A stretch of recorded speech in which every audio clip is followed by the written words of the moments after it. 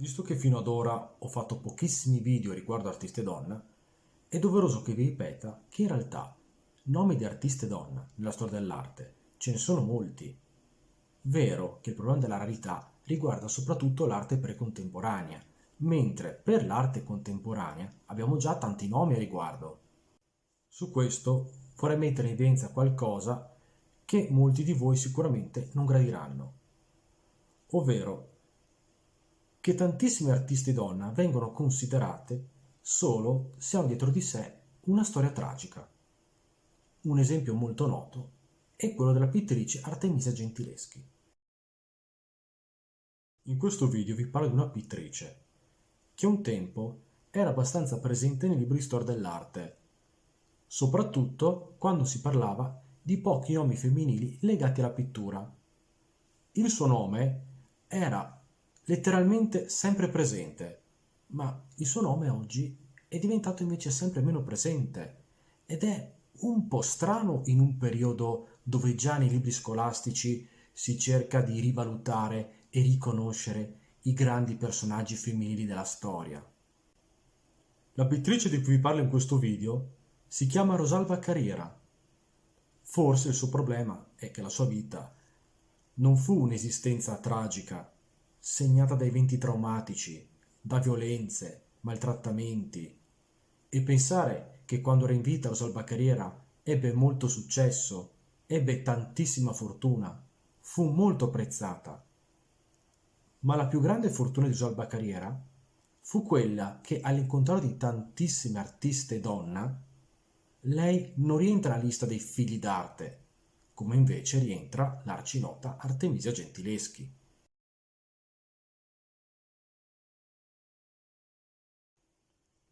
Forse la prima grande fortuna di Rosalba Carrera fu quella che nacque a Venezia nel 1673. Sembra che a Venezia non fosse strano che una donna facesse il mestiere dell'artista, visto che nella stessa Venezia ci sono parecchi casi precedenti a lei. E nella stessa Venezia c'erano perfino tantissime botteghe d'arte rivolte proprio alle donne. Un caso analogo in quei secoli potrebbe essere quello di Bologna. Era di Bologna, ad esempio, Ruperzia De Rossi, orofa e scultrice, a cui ho già dedicato un video. Rosalba nacque in una famiglia ricca. Lei e le sue sorelle ebbero la migliore istruzione che una famiglia poteva dare. E grazie a questa attenta istruzione che lei e le sue sorelle intrapresero la strada artistica. I suoi genitori si accorsero presto del talento di Rosalba nel disegno e nella pittura, tanto che cominciarono a vendere molto presto i lavori fatti proprio da lei, Rosalba. Rosalba Carriera viene spesso data come artista autodidatta, ma non è proprio corretto. Venne mandata nella bottega del pittore Giuseppe Diamantini. In seguito passò in altre botteghe. L'esperienza più importante avvenne nella bottega del pittore veronese Antonio Balestra, che in quegli anni si trovava a Venezia. Insieme a lei decise di prendere la stessa strada una delle sue sorelle, che allora venne nominata la Zanina. La Zanina divenne nota allora soprattutto come miniaturista. Al di fuori della Zanina, le altre sorelle di Rosalba decisero di prendere un'altra strada artistica e divennero musiciste. Nonostante i passaggi in varie botteghe, Rosalba diede vita a uno stile tutto suo, uno stile che si distingue, uno stile condizionato soprattutto dalla tecnica che lei prese e svolse per dare vita ai suoi quadri. La tecnica a pastello, una tecnica pittorica fino allora poco considerata perché vista come troppo artigianale. Pare che proprio a lei, Rosalba, andrebbe il merito di aver portato alla rivalutazione questa tecnica di pittura che secondo lei ben si adattava a ciò che lei voleva dipingere.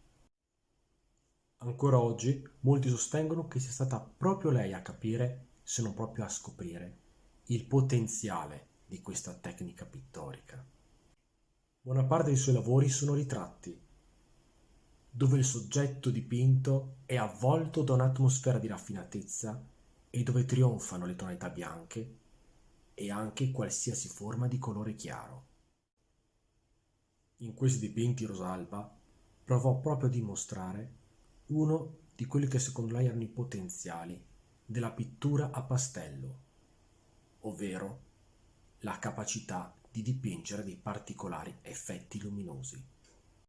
Ma lei riuscì anche a dimostrare come la tecnica a pastello sia efficiente soprattutto per i lavori che vengono fatti in maniera veloce, nel minor tempo possibile. Ma in questi ritratti lei riuscì a dimostrare come questa tecnica è efficiente per la ricostruzione dei mini particolari, una capacità per cui Rosalba era molto apprezzata, visto che con la ricostruzione dei mini particolari poteva benissimo far emergere anche lo status del soggetto dipinto.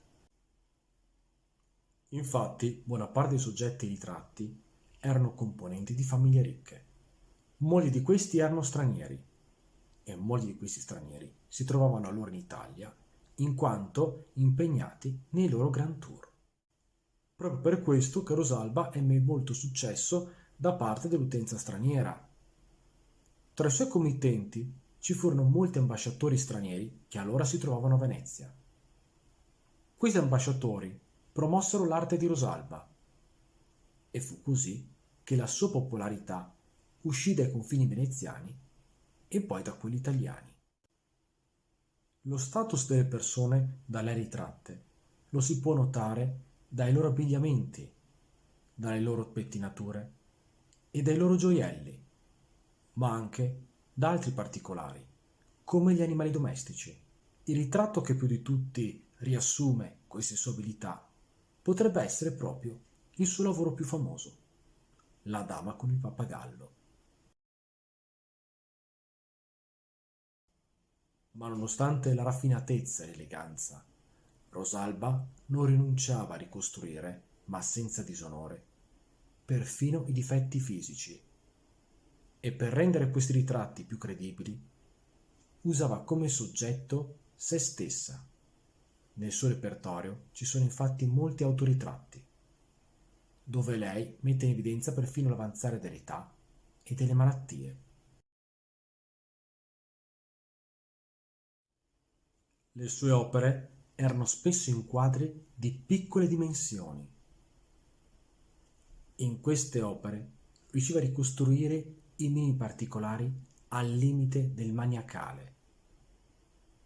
Ma le dimensioni non furono un problema per lei, anzi, la dimensione del supporto divenne per lei una nuova opportunità per dimostrare le sue abilità, andando oltre al limite del supporto della tavola, della tela e della carta.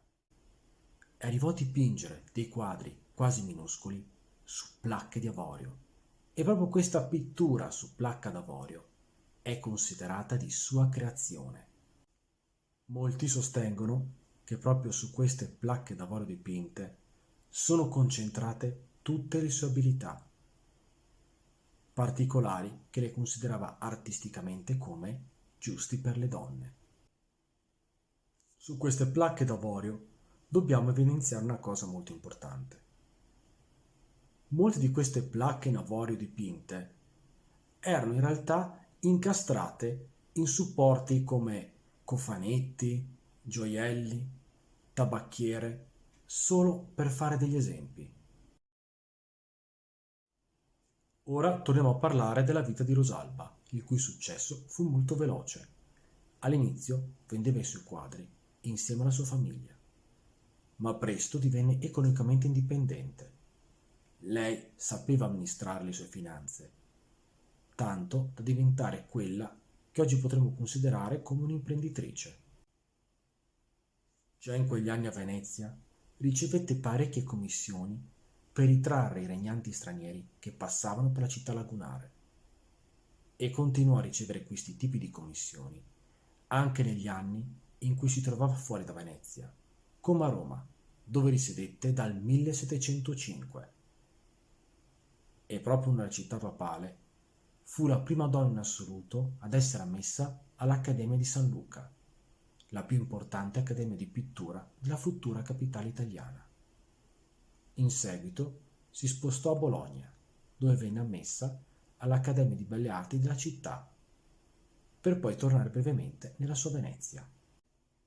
Nel 1720 si spostò per la prima volta fuori dai confini italiani, soggiornando a Parigi, dove venne ben accolta dagli artisti e dalle alte cariche della città. Tra coloro che vennero da lei ritratti durante il suo passaggio a Parigi, un allora ragazzino, Luigi XV, erede al trono di Francia. In seguito si spostò in altre corti europee, come quelle degli Asburgo, per poi tornare nella sua Venezia. Grazie ai guadagni ricevuti in questi anni, nella sua città natale aprì una bottega d'arte. Le sue allieve erano soprattutto figlie di famiglie importanti e anche di alti artisti. All'interno della sua bottega insegnava tutte quelle tecniche artistiche che secondo lei erano proprio giuste per le donne. Questa bottega era all'interno della sua stessa casa e proprio casa sua era il luogo dove faceva posare le persone che vennero poi da lei ritratte, tra queste i tanti ricchi e potenti stranieri che passavano a Venezia. Insieme a questa bottega aprì un circolo culturale rivolto unicamente alle donne. Nonostante il successo, le richieste e la fortuna, per Rosalba iniziò un periodo infelice che durò fino alla sua morte. La fine di Rosalba ebbe inizio nel 1738, per via della morte di sua sorella, nota come la Zanina, colei che gli fu accanto per le sue grandi imprese e sua grande sostenitrice, e anche grandissima compagna di viaggio. In realtà abbiamo poche opere accertate di sua sorella, visto che lo stile era molto simile, se non proprio uguale, a quello di Rosalba. La morte della sorella la portò alla depressione e a peggiorare lo stato mentale di Rosalba fu una malattia che iniziò nel 1746, una malattia agli occhi che col passare del tempo gli indebolì la vista. Rosalba cercò le più diverse cure per questa malattia, ma fu tutto inutile. La malattia continuò ad avanzare. Rosalba dovette limitare le sue attività artistiche fino ad abbandonarle perché ormai divenne cieca. Rosalba Carriera morì nella sua Venezia nel 1757.